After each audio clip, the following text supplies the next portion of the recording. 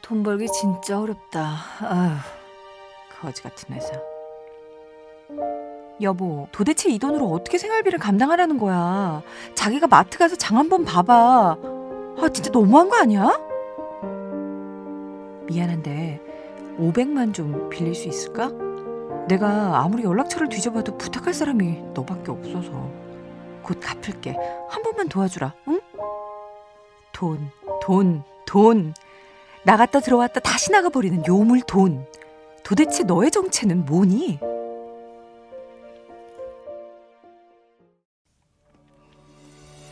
돈. 여러분에게 돈은 어떤 존재인가요? 책 부자 독학의 저자 빅터 보크는 이런 말을 했습니다. 돈에게는 5가지 표정이 있다. 첫째, 안전을 가져다 주는 돈. 둘째, 문제를 일으키는 돈. 셋째, 권력을 가진 돈. 넷째, 약속으로서의 돈. 다섯째, 에너지를 지닌 돈. 돈이 무엇이든, 당신이 돈을 무엇으로 인식하든 당신이 이해해야 할 요점은 바로 돈이 어떤 것이라는 사실이다. 돈, 맞습니다. 돈은 단순히 종이 조각이나 금속 덩어리, 그리고 암호 파일과 같은 물질로 볼 수 있는 것이 아니라 하나의 생각, 하나의 개념, 그것을 특별하게 만들어주는 어떤 의미가 부여된 것입니다. 그래서 돈이 많으면 자신이 원하는 것을 더 많이 가질 수 있고 안정감을 느낄 수도 있지만, 반대로 돈이 없으면 강자 앞에서 무릎을 꿇어야 하고 문제가 발생하며 누군가 누리는 기쁨을 자유롭게 누리지 못하게 될 수도 있습니다. 그래서일까요? 컬럼비아 대학의 한 조사단의 연구 결과에 따르면 남녀를 불문하고 정말 수많은 사람들이 돈이 많이 보관돼 있는 은행에 들어서게 되면 극도로 긴장하며 조심성을 보인다고 합니다. 돈. 사람들은 모두 이 돈이 정말 심상치 않은 존재라는 것을 너무나 잘 알고 있습니다. 여러분은 이 심상치 않은 존재를 지금 어떻게 대하고 계신가요? 세상에는 크게 2종류의 사람이 있다고 합니다. 첫째, 돈을 끌어당기는 사람. 둘째, 돈을 밀어내는 사람. 당신이 잘 알고 있든 그렇지 못하든 간에 당신의 안과 밖을 둘러싸고 있는 여러 요소가 돈을 끌어당기기도 하고 돈을 밀쳐내기도 합니다. 부자가 되기 위해서는 먼저 끌어당김의 법칙이라는 것이 어떻게 작용하고 있는지를 이해해야 하고 그것을 자신의 삶에 잘 적용할 수 있어야 한다고 이 책의 저자는 말합니다. 그렇다면 끌어당김의 법칙이란 무엇일까요?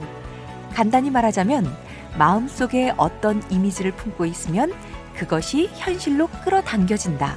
이 원리가 바로 끌어당김의 법칙인 것입니다. 하지만 많은 사람들은 이미지, 이 상상이라는 것이 우리의 삶을 창조한다는 사실을 쉽게 믿지 못합니다.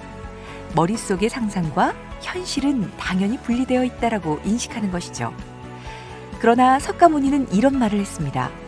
우리는 우리가 생각하는 바로 그것이다. 우리의 모든 것은 우리의 생각이 일으켜낸 것이다. 우리의 생각으로 우리는 세상을 만든다. 맞습니다. 생각. 바로 생각이 우리의 세상을 만드는 것입니다. 우리의 마음은 크게 2가지의 구성 요소를 갖고 있습니다. 그것은 바로 의식과 무의식인데요. 의식은 자발적인 행동과 의사결정을 담당하고 있으며 무의식은 비자발적인 행동을 담당하고 있습니다. 때문에 돈을 끌어당기기 위해서는 자신의 무의식을 변화시켜야 합니다. 그럼 무의식은 도대체 무엇일까요? 정신분석학자 칼 융은 무의식에 대해 이런 말을 했습니다. 무의식에는 한 인간이 긁어모은 모든 지식뿐 아니라 인류가 생겨난 이래 지나간 모든 지혜가 담겨져 있다. 당신의 눈, 귀, 손톱, 치아, 신경세포, 심지어 뇌를 만들어내는 데 사용되는 화학물질과 호르몬은 무의식에 의해 빈틈없이 통제되고 있습니다.